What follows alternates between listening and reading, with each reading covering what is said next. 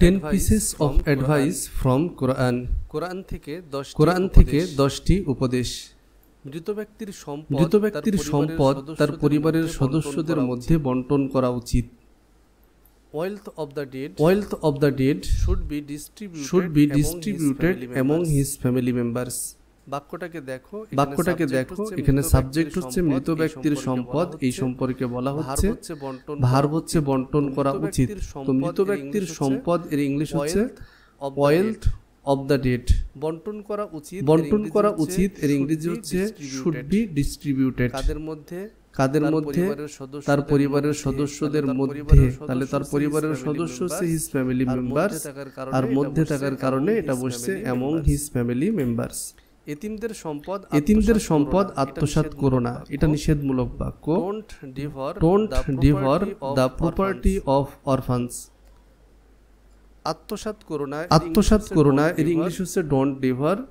কি আত্মসাৎ করবে না? দ্য প্রপার্টি সম্পদ অফ অরফানস, এতিমদের।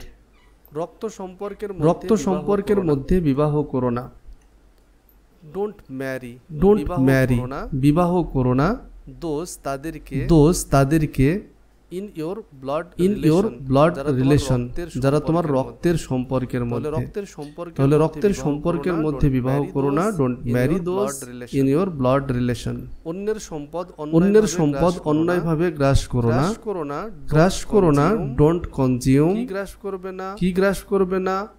ওয়ান অ্যানাদার্স ওয়েলথ, একজন অন্যজনের সম্পদ আনজাস্টলি, অন্যায়ভাবে।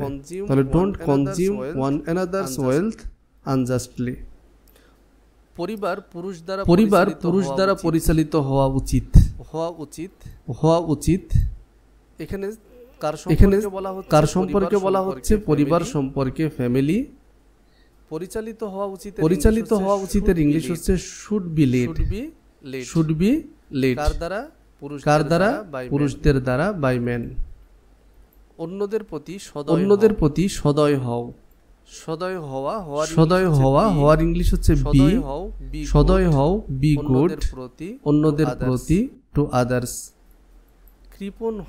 কৃপণ হয়ো না। ডোন্ট বি কৃপণ মেজরলি, ডোন্ট বি মেজরলি। হিংসা পুষে রেখো না। ডোন্ট কিপ, রেখো না। হিংসা ইনভে, ডোন্ট কিপ ইনভে।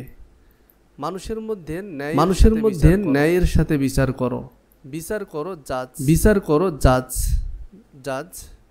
জাজ ন্যায়ের সাথে উইথ জাস্টিস। মানুষের মধ্যে বিটুইন পিপল। জাজ উইথ জাস্টিস বিটুইন পিপল। মানুষের মধ্যে ন্যায়ের সাথে বিচার করো। একে অপরকে হত্যা করো না। ডোন্ট কিল, একে অন্যকে ইস আদার। ডোন্ট কিল ইস আদার, একে অপরকে হত্যা করো না।